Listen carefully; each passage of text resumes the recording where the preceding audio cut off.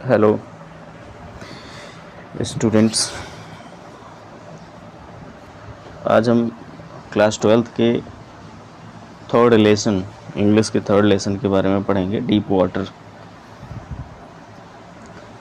जिसको लिखा है William C Douglas. William C Douglas के बारे में थोड़ा सा जान लेते हैं। विलियम सी डगलस 1898 टू 1980 यानी 1898 से 1980 तक जो है इनका जीवन काल रहा। 1898 में इनका जन्म हुआ और 1980 में इनका देहांत हुआ। Was born in Maine Minnesota. After graduating with a bachelor's of arts in English and economics, he spent 2 years teaching high school in Yakima. William C Douglas का जन्म जो है मिनेसोटा में हुआ था और ग्रेजुएट करने के बाद यानी ग्रेजुएशन के बाद इन्होंने जो ग्रेजुएशन किया था वो बैचलर ऑफ आर्ट्स यानी बीए इंग्लिश से बैचलर की डिग्री प्राप्त की थी और उसके साथ साथ इकोनॉमिक्स भी था यानी इंग्लिश और अर्थशास्त्र से इन्होंने ग्रेजुएशन किया था। He spend 2 years teaching high school in Yakima और ग्रेजुएशन करने के बाद इन्होंने 2 वर्ष तक याकिमा के एक स्कूल में हाई स्कूल में इन्होंने अध्यापन का कार्य किया। However he got tired of this and decided to pursue a legal career. 2 साल पढ़ाने के बाद यानी 2 वर्ष पढ़ाने के बाद इनका मन जो है टीचिंग से ऊब चुका था और यह जो है लीगल कैरियर यानी कानून के क्षेत्र में अपने जो है कानून के क्षेत्र में अपना जीवन यापन या जीवन को बनाने के बारे में निश्चय किया कि ये कानून के क्षेत्र में जाएगी। He met Franklin D Roosevelt at Yale and became an advisor and friend to the president. ये फ्रैंकलिन डी रूजवेल्ट जो येल के रहने वाले थे उनके संपर्क में आए and become an advisor and friend to the president और जो है राष्ट्रपति के एक सलाहकार के रूप में और एक मित्र के रूप में इन्होंने अपनी पहचान बनाई या मित्र हो गए। Douglas was a leading advocate of individual rights.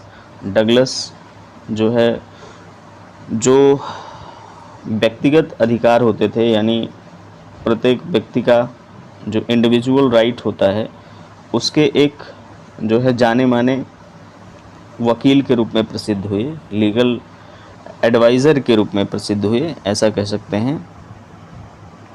He retired in 1975 with a term lasting 36 years and remains the longest service justice in the history of the court.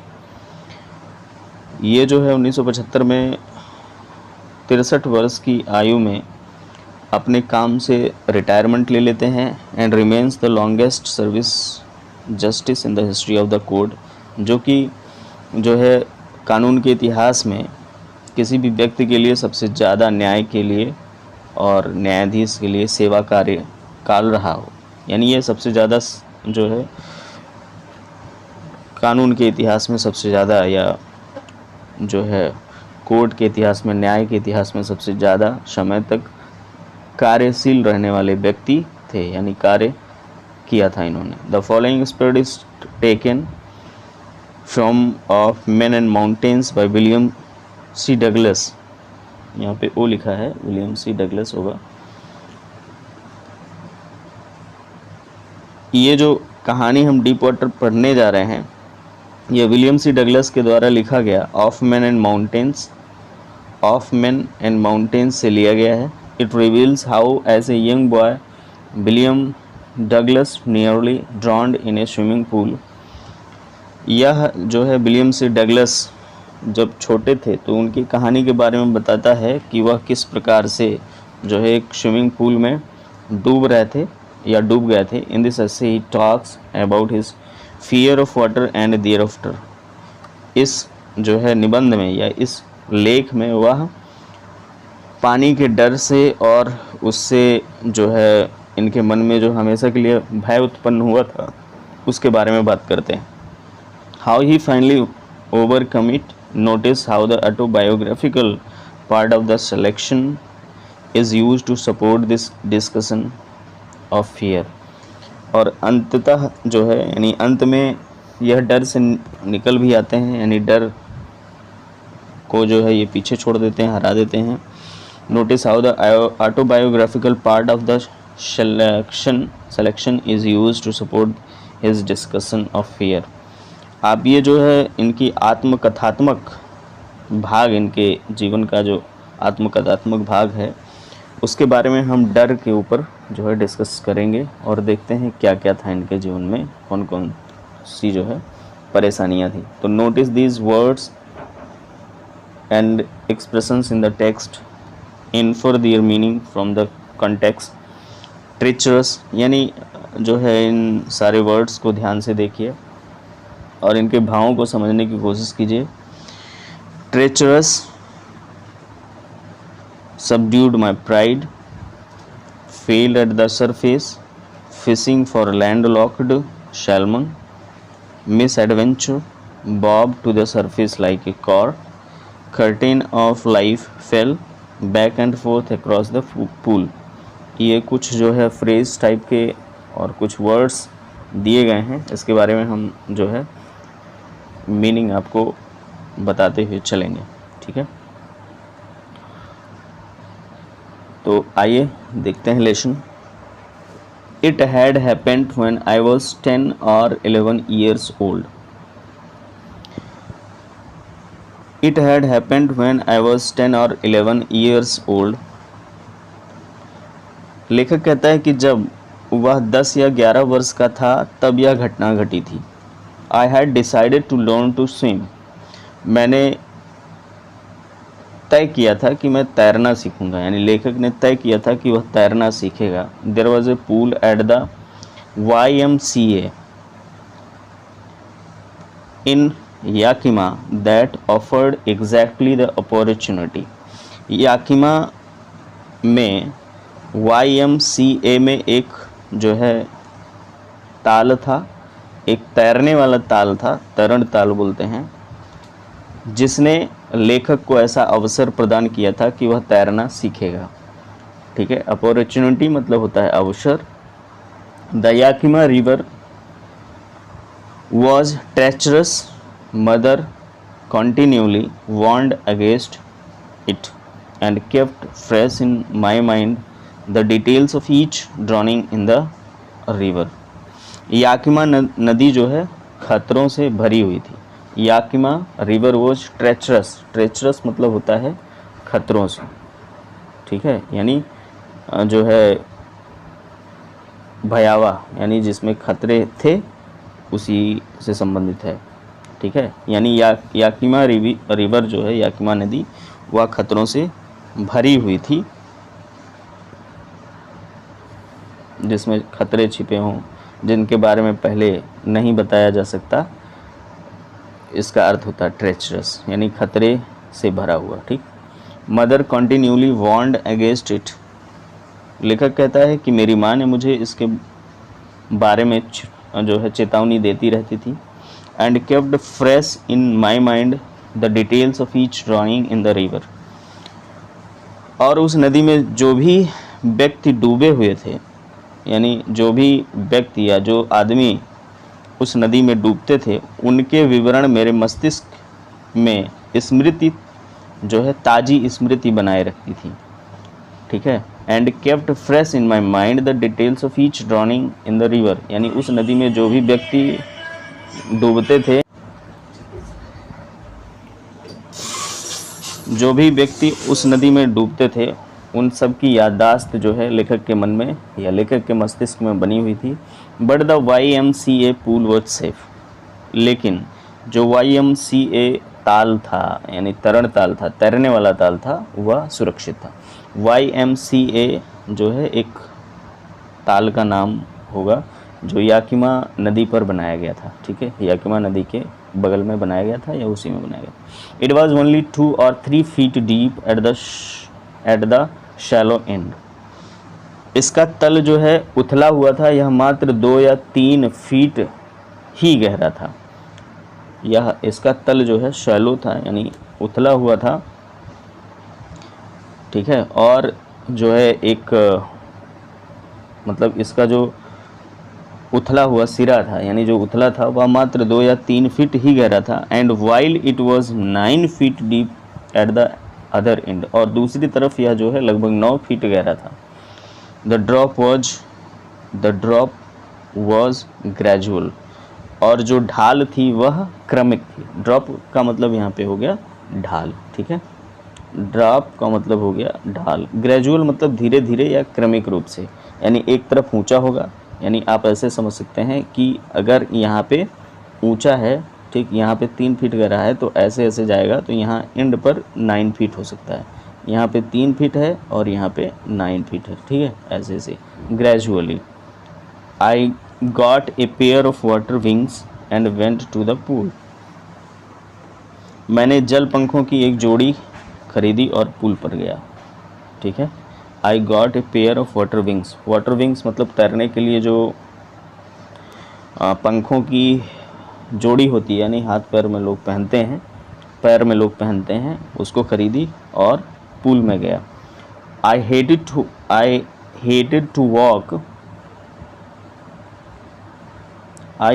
To walk naked into it and show my skinny legs, but I subdued my pride and did it. मुझे उसमें नंगे पैर प्रवेश करने से घृणा थी। यानी लेखक कहता है कि वह जो है नंगे पैर उस पूल में नहीं जाना चाहता था, ताल नहीं जाना चाहता था, ठीक है। मैं अपनी पतली टांगे दिखाना नहीं चाहता था, यानी वह जो है घृणा इसलिए थी क्योंकि उसे शर्म लग रही थी कि उसके पैर जो है पतले पतले थे। But I subdued my pride and did it. लेकिन मैंने जो है अपना, कहता है कि जो है सबड्यूड माई प्राइड, यानी सबड्यूड मतलब होता है विजय प्राप्त करना, ठीक है। और मैंने अपने जो है घमंड पर विजय प्राप्त किया और इस काम को किया। सबड्यूड मतलब होता है विजय प्राप्त करना, सबड्यूड मतलब विजय प्राप्त करना, ठीक। From the beginning however I had an aversion to the water when I was in it this started when I was 3 or 4 years old and father took me to the beach in California. वैसे आरंभ से ही मुझे जल से घृणा थी। From the beginning however I had an aversion to the water, ठीक है। एवर्जन मतलब होता है अरुचि या घृणा जिसमें रुचि ना होना।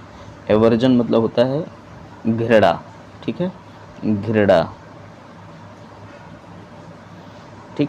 एवर्जन मतलब घृणा। लेखक कहता है कि शुरुआत से यानी बचपन से ही मुझे जल से घृणा थी जब मैं पानी में होता था, यानी जब जब वह पानी में होता था तो उसे जल से जो है घृणा होती थी या घृणा थी। This started when I was 3 or 4 years old and father took me to the beach in California.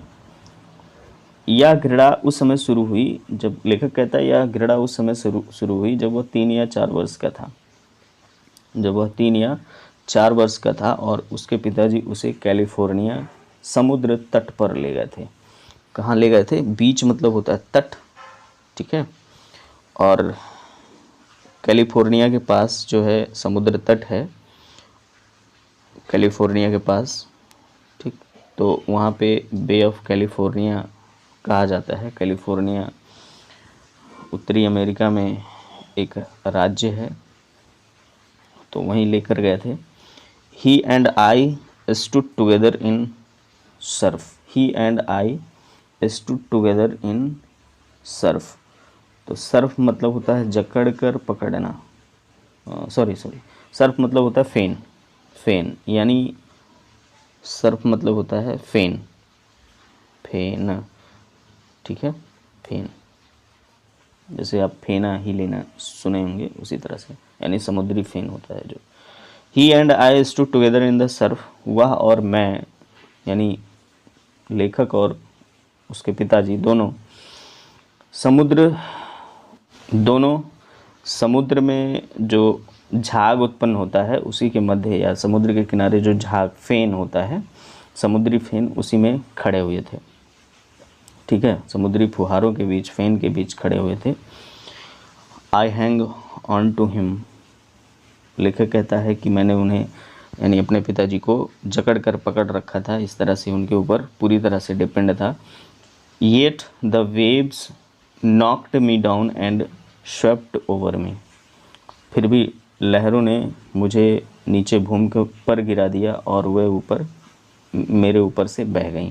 यानी लहरों ने जो है झटका दिया होगा, ठोकर मारी होगी और उसका हाथ जो है पिताजी के शरीर से छूट गया होगा और लहरें जो है उसके ऊपर से निकल गई होंगी। I was buried in water, लेखक कहता है कि जो है वह पानी में दब गया था, दफनाया गया था। माई ब्रीथ वॉज गॉन, बरीड मतलब होता है दफनाना। माई ब्रीथ वॉज गॉन, मेरी सांस जो है अटकी हुई थी या वह जो है सांस नहीं ले पा रहा था। तो बरीड एक शब्द है जिसका मतलब होता है दफनाना, बरीड। ठीक है, माई ब्रीथ वॉज गॉन, वह सांस नहीं ले पा रहा था या मुझे सांस नहीं आ रहा था।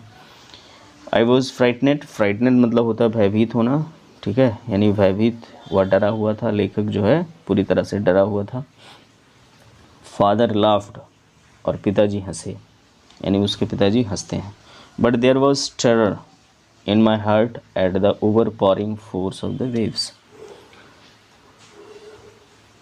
पर लहरों की शक्ति का जो डर था, लहरों की शक्ति का जो डर था वह लेखक के मन में जो है घर कर गई थी और लहरों की शक्ति का आतंक छा गया था।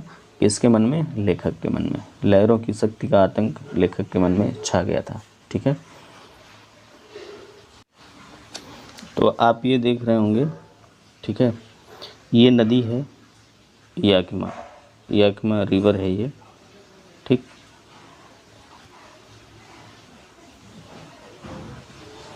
ये याकिमा रिवर के बारे में बताया गया है। लिखा है the Yakima river is tributary of the Columbia river in eastern Washington USA।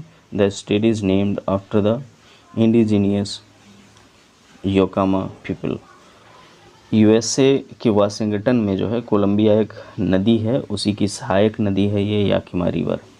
ठीक है, ये याकिमा रिवर जो है कोलंबिया नदी की सहायक नदी है।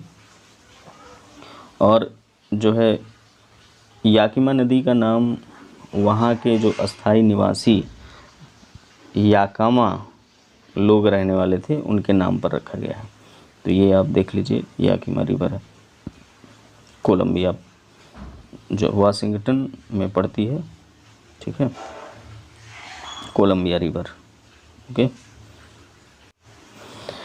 आगे देखते हैं कि मतलब जो है जो डर था उस समुद्री लहरों की शक्ति का डर जो है उस लेखक के मन में बैठा हुआ था। My introduction to the Yakima swimming pool revived unpleasant,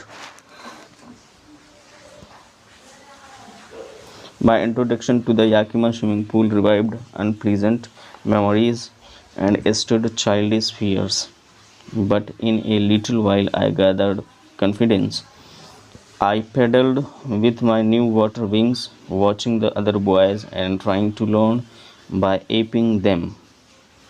I did this 2 or 3 times on different days and was just beginning to feel at ease in the water when the misadventures happened.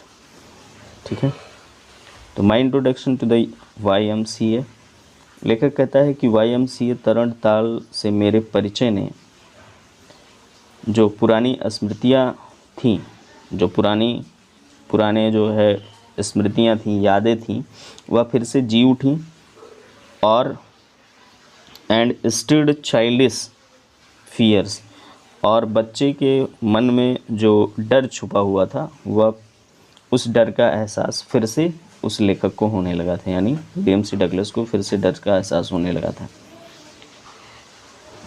But in a little while I gathered confidence, लेखक कहता है लेकिन कुछ समय बाद जो है उसके मन में विश्वास उत्पन्न हो गया। I paddle with my new water wings, लेखक कहता है कि जो उसने वाटर विंग्स यानी जल पंखों को पहन रखा था अपने पैरों में। तो उसने उन नए जल पंखों से जल में तैरना शुरू कर दिया। पैडल मतलब वही पैडल मारना होता है, new water wings. Watching the other boys and trying to learn by aping them, यानी जो है लेखक दूसरे लड़कों को देख रहा था और उनकी नकल करके सीखने का प्रयास कर रहा था वो, ठीक है। जैसे दूसरे लड़के कर रहे थे उसी तरह से उनके नकल करने का प्रयास कर रहा था। तो एपिंग मतलब होता है नकल करना, ठीक है, नकल करने का प्रयास करना। जैसे एप मतलब होता है बंदर, तो बंदर क्या करता है, मनुष्यों की नकल करता है, ठीक है। I did this 2 or 3 times on different days and was just beginning to feel at ease in the water when the misadventures happened। लेखक कहता है कि वह जो है अलग अलग दिनों में 2 या 3 बार यह किया करता था और जल में आराम महसूस करना शुरू किया गया कि दुर्घटना हो गई, ठीक है। मतलब वह जल में जो है अपने आप को आराम महसूस करना था, या वह ये समझ रहा था कि वह सीख चुका था, तभी मिस एडवेंचर्स यानी दुर्घटना हो गई। I went to the pool, अब कैसे दुर्घटना हुई इसके बारे में बताता है लेखक। I went to the pool when no one else was there. लेखक कहता है कि वह जो है जब ताल पर कोई नहीं था उस समय गया, यानी उसके अतिरिक्त तो कोई नहीं था ताल पर, तो उस समय वह गया। द प्लेस वॉज क्वाइट, वहाँ सन्नाटा था, क्वाइट सन्नाटा यानी शांत था पूरी तरह से। द वाटर वॉज स्टिल, पानी जो है शांत था यानी ठहरा हुआ था। And the tiled bottom was as white and clean as a bathtub, और जो टाइल लगी तली थी, ठीक है, यानी जो पानी जहाँ पे भरा हुआ था YMCA में, उसकी तली में टाइल्स लगी हुई थी और वे बाथटब में जो टाइल्स लगी हुई थी उसी के समान सफ़ेद और साफ़ दिख रही थी। I was timid about going in alone. लेखक कह रहा था कि मेरे अंदर इतना साहस नहीं था। टिमिड मतलब डरना, ठीक है, टिमिड मतलब क्या होता है, डरना। तो लेखक जो है डर रहा था और वो कहता है कि उसके अंदर इतना साहस नहीं था कि वह तालाब में उतरे या तालाब में जाए या तालाब में अकेला प्रवेश करे, क्योंकि वहाँ पे कोई नहीं था। So I sat on the side of the pool to wait for others. अतः वह जो है दूसरों की प्रतीक्षा करने के लिए ताल के किनारे पर बैठ गया। I had not been there long when in came a big bruiser of a boy, probably 18 years old.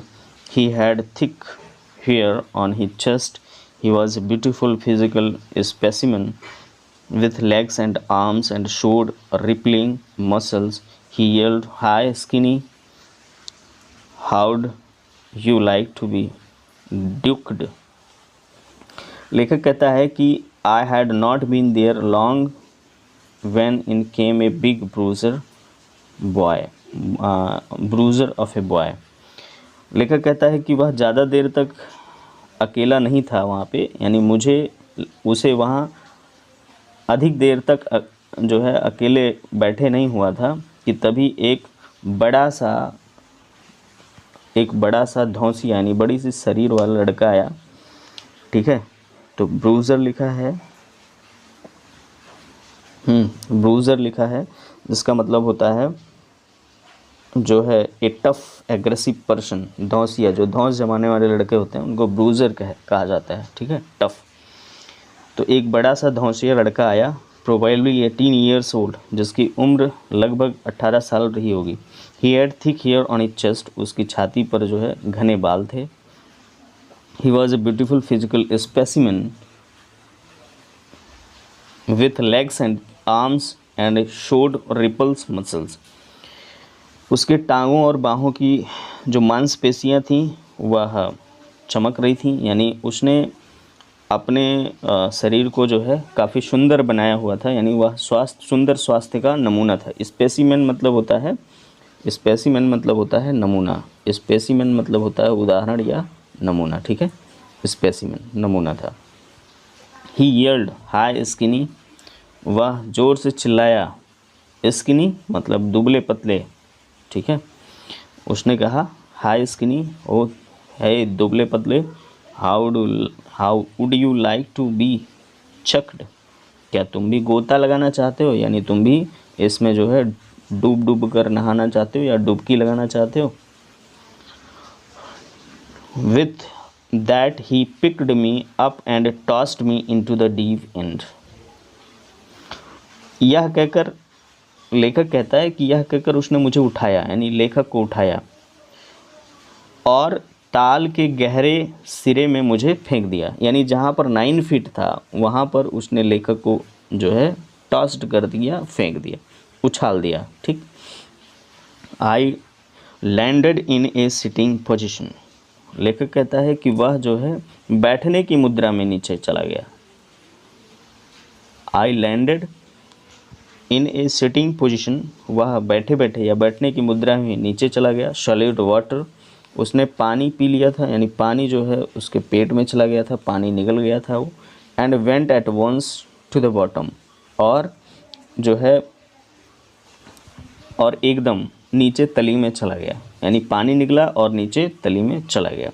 I was frightened but not yet frightened out of my wits. लेखक कहता है कि वह भयभीत था, लेकिन फिर भी डर के मारे उसने अपने होश नहीं खोए थे। वह डरा हुआ था, लेकिन वह जो है जागृत अवस्था में था, वह बेहोश नहीं हुआ था।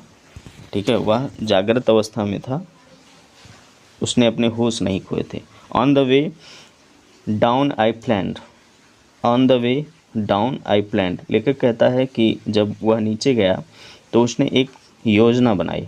आई प्लैंड, यानी मैंने एक योजना बनाई। When my feet hit the bottom, जब मेरा पैर जो है नीचे तली से लगा, I would make a big jump to come to the surface, यानी जब जो है उसके पैर जो है तली पर लगेंगे या तली पर लगा, मैं एक बड़ी, आई would make a big jump, मैं एक बड़ी लंबी या बड़ी कूद लगाऊंगा। कम टू द सरफेस, सतह पर आने के लिए। ठीक है, मैं एक जो है बड़ी कूद लगाऊंगा सतह पर आने के लिए। Lie flat on it, lie flat on it, और चपटा लेट जाऊंगा, किस पर, पानी की सतह पर। And paddle to the edge of the pool, और जो उसने पैडल लगाया हुआ था, पहना हुआ था, ठीक है, वाटर विंग्स, उसके सहारे वह जो है सोचने लगा कि जब मैं सतह पर आऊँगा तो पैडल करते हुए ताल के किनारे पर चला जाऊँगा। It seemed a long way down, it seemed a long way down.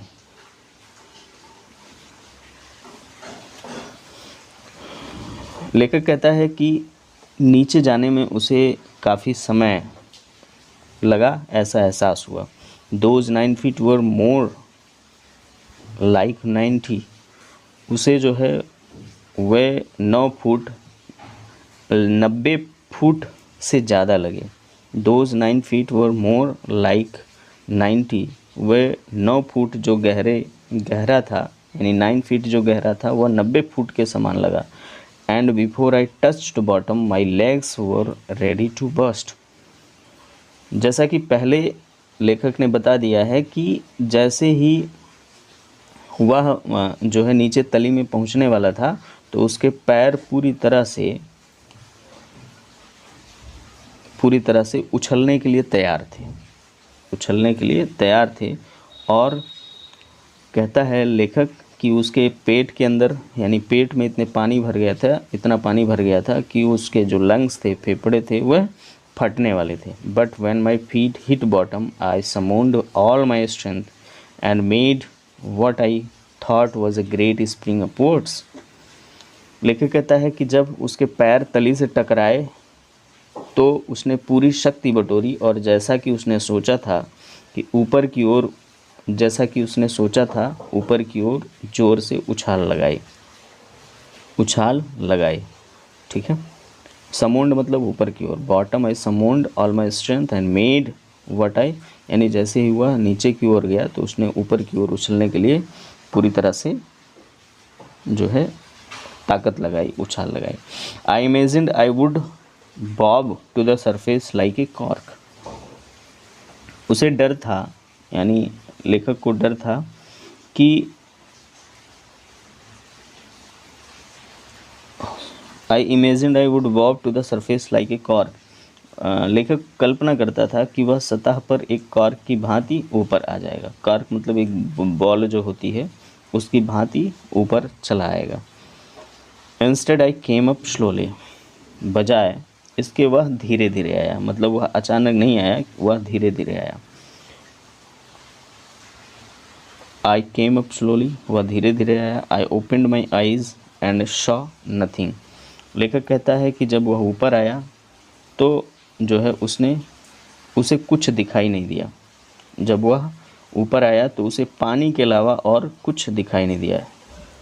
ठीक है, तो एंड सा नथिंग बट वाटर, यानी पानी के अलावा उसे कुछ नहीं दिखाई दिया। Water that had a dirty yellow tinge to it, water that had a dirty yellow tinge to it.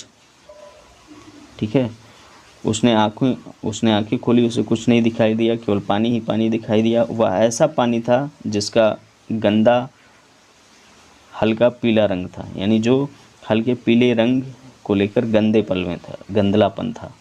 ठीक, आई ग्रू पैनिकी, आई ग्रू पैनिकी, पैनिकी मतलब डरना होता है। ठीक है, वह डर गया। आई ग्रू पैनिकी यानी मैं डर गया, या लेखक जो है डर गया। I reached up as if to grab a rope and my hands clutched only at water. I was suffocating. I tried to yell but no sound came out. Then my eyes and nose came out of the water but not my mouth. ठीक है, लेखक कहता है कि जो है वह डर गया, वह ऊपर पहुंचा और जैसे ही वह एकदम रस्सी पकड़ने के लिए अपने हाथों को आगे बढ़ाया तो उसके हाथों ने पानी को जकड़ रखा था, यानी वह पूरी तरह से सुस्त पड़ गया था। उसका दम घुट रहा था। आई वॉज सफोकेटिंग, उस सफोकेट मतलब होता है दम घुटना। ठीक है, तो सफोकेटिंग, उसका दम जो है घुट रहा था, वह सांस नहीं ले पा रहा था। I tried to yell but no sound came out, वह चिल्लाना चाहता था, यानी वह ज़ोर से चिल्लाने का प्रयत्न किया पर कोई आवाज़ जो है बाहर नहीं आई। येल्ड मतलब होता है, येल मतलब होता है चिल्लाना। ठीक है, चिल्लाना, जोर की आवाज़ करना, चिल्लाना। Then my eyes and nose came out of the water. लेखक कहता है उसके बाद तब मेरी आँखें और नाक पानी के बाहर आए। बट नॉट माई माउथ, लेकिन उसका पूरी तरह से चेहरा पानी के बाहर नहीं आया। ठीक है, तो ये आज जो है ये आपका पार्ट 1 हो गया डीप वाटर का। आप इस कहानी को अगर ध्यान से सुनते हैं तो काफ़ी कुछ क्लियर हो जाएगा इस कहानी के बारे में, और जो है लेखक बताना क्या चाहता है उसके बारे में जो है आप थोड़ा सा श्योर हो सकेंगे। ठीक, ओके, थैंक यू।